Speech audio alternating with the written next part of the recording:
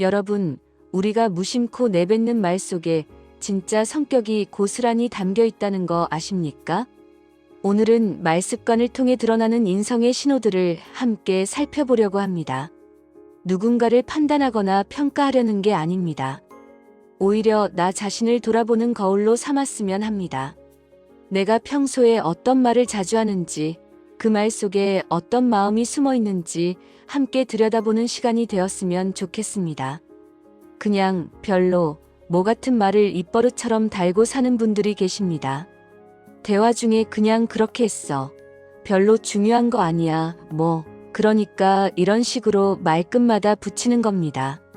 언뜻 보면 아무렇지 않은 말 같지만 사실 이런 표현들은 자기 자신을 작게 만드는 습관입니다. 자신의 생각이나 감정을 솔직하게 드러내기보다는 한 발짝 물러서서 중요하지 않은 것처럼 포장하는 거죠. 이렇게 말하는 분들은 대개 자신의 의견이 받아들여지지 않을까봐 혹은 상대방에게 부담을 줄까봐 걱정하는 마음이 깔려 있습니다. 겸손한 것과는 다릅니다. 진짜 겸손은 자신을 낮추되 당당함을 잃지 않는 건데 이런 말 습관은 자기 존재감 자체를 희미하게 만드는 겁니다. 반대로 내가 봤을 때, 내 생각엔, 내 경험상 같은 표현을 자주 쓰는 분들도 있습니다. 모든 이야기를 자기 기준으로 해석하고 자기 경험을 중심에 놓고 얘기하는 겁니다. 상대방이 힘든 얘기를 꺼내도 나도 그런 적 있어라며 자기 이야기로 돌려버리는 경우가 많죠. 이런 분들은 나쁜 의도가 있는 게 아닙니다. 오히려 공감하려는 마음에서 자기 경험을 꺼내는 겁니다. 하지만 듣는 사람 입장에서는 자기 얘기가 묻혀버리는 느낌을 받습니다. 진짜 공감은 상대방의 감정에 귀 기울이는 건데 자기 이야기로 채우다 보면 상대는 말하고 싶은 마음이 사라지게 됩니다. 솔직히 말하면 진짜로 거짓말 안 하고 같은 표현을 자주 쓰는 분들도 눈여겨볼 필요가 있습니다. 이런 말을 붙이지 않아도 되는 평범한 대화에서도 습관적으로 이런 표현을 쓴다면 역설적으로 자기 말에 확신이 없다는 뜻일 수 있습니다. 상대방이 자기 말을 믿어주지 않을까봐 불안한 마음이 있거나 과거에 신뢰를 잃었던 경험이 있을 수 있습니다. 혹은 자기 자신도 자기 생각을 완전히 믿지 못하고 있을 수도 있습니다. 진짜 믿음직한 사람은 말 앞에 이런 장치를 달지 않아도 말 자체에 무게가 실립니다. 그렇긴 한데, 그런데 말이야. 근데 같은 역적 표현을 많이 쓰는 분들은 어떨까요? 대화할 때 상대방 말에 먼저 동의하는 척하다가 결국 자기 의견으로 뒤집는 패턴입니다. 내 말도 맞는데 그렇긴 한데 말이야 라며 시작해서 결국 자기 생각을 관철시키는 겁니다. 이런 분들은 겉으로는 부드러워 보이지만 사실은 자기 의견을 굽히고 싶지 않은 마음이 강합니다. 정면으로 반대하면 갈등이 생길까봐 우회하는 것처럼 보이지만 결국은 자기 뜻대로 이끌어가려는 겁니다. 함께 대화하는 사람은 자기 말이 받아들여진 것 같지만 나중에 보면 아무것도 반영되지 않았다는 걸 깨닫게 됩니다. 질문을 많이 하는 사람도 두 가지 유형이 있습니다. 진짜 궁금해서 묻는 사람과 상대방을 시험하듯 묻는 사람입니다. 그래서 어떻게 됐어? 그걸 왜 그렇게 했어? 나 같은 질문이 호기심에서 나온 건지 아니면 판단하려는 마음에서 나온 건지는 톤과 표정으로 금방 드러납니다. 계속 질문만 던지는 사람은 자기 생각이나 감정을 드러내지 않으려는 경우가 많습니다. 질문하는 사람이 대화에 주도권을 주게 되고 대답하는 사람은 자꾸 방어적이 되거든요. 진짜 대화는 서로 마음을 나누는 건데 질문만 하는 사람은 안전한 거리를 유지하면서 상대방만 열어놓으려는 겁니다. 부정적인 말을 자주 하는 분들도 있습니다. 힘들다, 안 돼, 어렵다, 짜증난다 같은 말을 습관처럼 달고 사는 겁니다. 물론 힘든 상황에서 그런 표현을 쓰는 건 당연합니다. 하지만 별일 아닌 일에도 짜증나, 진짜 힘들어 죽겠네. 이런 식으로 말한다면 그건 삶을 바라보는 태도의 문제입니다. 말은 생각을 만들고 생각은 현실을 만듭니다. 부정적인 말을 자주 하다 보면 정말로 모든 게 부정적으로 보이게 됩니다. 작은 불편함도 큰 고통처럼 느껴지고 좋은 일이 생겨도 금방 지나가 버립니다. 본인도 힘들지만 함께 있는 사람도 에너지가 빨려나가는 느낌을 받습니다. 미안하다는 말을 너무 자주 하는 것도 문제입니다. 잘못한 게 없는데도 미안해, 죄송해 이런 말을 입버릇처럼 하는 분들이 계십니다. 지나가는 사람과 어깨가 스쳤을 때, 식당에서 주문할 때, 질문할 때조차 죄송한데요로 시작합니다. 이런 분들은 자기가 다른 사람에게 폐를 끼치는 존재라고 생각하는 경향이 있습니다. 자기 존재 자체가 미안한 거죠. 하지만 사과는 정말 잘못했을 때 해야 의미가 있습니다. 너무 자주 하면 가벼워지고 정작 사과해야 할 때 진심이 전달되지 않습니다. 반대로 절대 사과하지 않는 사람도 있습니다. 명백하게 잘못했는데도 내가 그럴 수밖에 없었어. 그때 상황이 그랬어. 나도 어쩔 수 없었어 하며 변명부터 늘어놓는 겁니다. 자기 잘못을 인정하는 게 지는 것처럼 느껴지는 겁니다. 이런 사람은 자존심이 강해 보이지만 사실은 자존감이 낮은 경우가 많습니다. 잘못을 인정하면 자기 가치가 떨어진다고 생각하는 거죠. 하지만 진짜 강한 사람은 잘못을 인정할 줄 압니다. 잘못을 인정한다고 해서 인격이 떨어지는 게 아니라 오히려 그 순간 더 성숙한 사람으로 보입니다.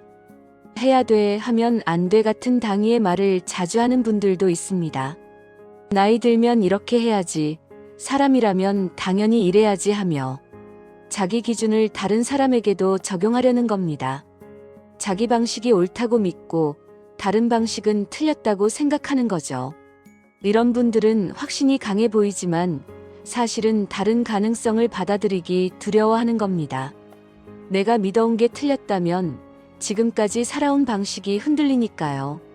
하지만 세상에는 정답이 하나가 아닙니다. 나에게 맞는 방식이 다른 사람에게도 맞는 건 아닙니다. 칭찬을 할 때도 그 사람의 성격이 드러납니다. 그래도 생각보다 의외로 같은 말을 붙여서 칭찬하는 분들이 계십니다. 생각보다 잘했네, 의외로 괜찮은데 이런 식으로요. 본인은 칭찬한다고 하지만 듣는 사람은 기분이 좋지 않습니다. 원래는 못할 거라 생각했다는 전제가 깔려 있으니까요. 진짜 칭찬은 조건 없이 순수하게 좋은 점을 인정하는 겁니다. 잘했어, 멋있어, 고마워 이렇게 단순하게 말해도 충분합니다. 뭔가를 덧붙이려는 순간 칭찬이 아니라 평가가 되어버립니다. 나는 원래 그래, 내 성격이 같은 말로 자기를 정당화하는 분들도 있습니다. 잘못된 행동을 지적받으면 나는 원래 급해, 내 성격이 원래 이래 하며 고칠 생각을 하지 않는 겁니다. 자기 성격을 방패막이로 삼는 거죠. 하지만 성격은 변하지 않는 게 아닙니다. 노력하면 얼마든지 바꿀 수 있습니다. 원래 그래라는 말은 바꾸고 싶지 않아라는 말과 같습니다. 주변 사람들은 그 불편함을 감수하라는 겁니다. 이건 관계에서 무책임한 태도입니다. 듣기보다 말하기를 좋아하는 사람도 성격이 드러납니다. 상대방이 말을 끝내기도 전에 끼어들거나 자기 할 말만 쏟아내고 상대방 반응은 살피지 않는 겁니다. 대화가 아니라 일방적인 연설이 되는 거죠. 이런 분들은 자기 생각과 감정을 표현하고 싶은 욕구가 강합니다. 나쁜 건 아니지만 상대방도 똑같은 욕구가 있다는 걸 잊으면 안 됩니다. 진짜 대화는 주고받는 겁니다. 내가 말할 때만큼 상대방 말을 들을 때도 집중해야 합니다. 요즘 애들은, 요즘 세상은 같은 말을 자주 하는 분들도 있습니다. 자기가 살던 시대와 비교하며 지금을 부정적으로 보는 겁니다. 과거는 좋았고 현재는 나쁘다는 프레임으로 세상을 보는 거죠. 하지만 모든 세대는 그 시대의 고민과 가치를 가지고 있습니다. 다를 뿐이지 나쁜 게 아닙니다. 옛날 방식이 좋았다고 해서 지금 방식이 틀린 건 아닙니다. 요즘은 이래서 문제야라는 말 속에는 변화를 받아들이지 못하는 마음이 담겨 있습니다. 까짓것 별거 아니야 같은 말로 문제를 축소하는 분들도 있습니다. 누군가 고민을 털어놓으면 그까짓 거 신경 쓰지 마, 별거 아닌데. 뭘 그래 하며 대수롭지 않게 넘겨버리는 겁니다. 위로하려는 의도겠지만 듣는 사람은 자기 감정을 무시당한 느낌을 받습니다. 그 사람에게는 큰 문제인데 별거 아니야라는 말은 내 감정은 중요하지 않아로 들립니다. 진짜 위로는 그 감정을 있는 그대로 인정해주는 겁니다. 그랬구나, 많이 힘들었겠다, 이렇게만 말해도 상대방은 훨씬 위로받습니다. 말끝을 흐리는 습관도 성격을 드러냅니다. 그러니까 뭐, 그게 아니라 하며 문장을 끝맺지 않는 겁니다. 자기 의견을 명확하게 밝히기보다는 애매하게 남겨두는 거죠. 나중에 문제가 생기면 내가 그런 뜻으로 한 말이 아니야 라고 빠져나갈 여지를 남기는 겁니다. 명확하게 말하는 게 두려운 겁니다. 책임지기 싫고 잘못됐을 때 비난받기 싫은 거죠. 하지만 말을 흐리면 신뢰를 잃습니다. 사람들은 정직하고 분명한 사람을 믿습니다. 애매한 사람은 결국 혼자가 됩니다. 있잖아, 저기, 그러니까 같은 말로 시작하는 분들도 있습니다. 본론으로 들어가기 전에 이런 말로 상대방의 주의를 끄는 겁니다. 한두 번은 괜찮지만 매번 이렇게 시작하면 자신감이 없어 보입니다. 자기 말을 들어줄지 확신이 없는 거죠. 당당한 사람은 군더더기 없이 바로 본론으로 들어갑니다. 이거 어떻게 생각해? 이렇게 하면 좋을 것 같아. 이렇게 직접적으로 말합니다. 물론 상황에 따라 부드럽게 시작할 필요도 있지만 습관적으로 맴돌기만 한다면 자기 말의 가치를 스스로 떨어뜨리는 겁니다. 지금까지 여러 가지 말 습관을 살펴봤습니다. 다시 한번 정리해 볼까요? 그냥 별로 같은 말을 자주 쓰면 자기 생각을 축소하는 습관이 있고, 내가 봤을 때를 반복하면 모든 걸 자기 중심으로 보는 경향이 있습니다. 솔직히 말하면을 자주 쓰면 자기 말에 확신이 부족한 겁니다. 그렇긴 한대로 시작하는 말은 결국 자기 의견을 관철하려는 마음이 숨어 있고, 질문만 계속하는 건 자기를 드러내지 않으려는 방어입니다. 부정적인 말을 달고 살면 삶 자체가 부정적으로 변합니다.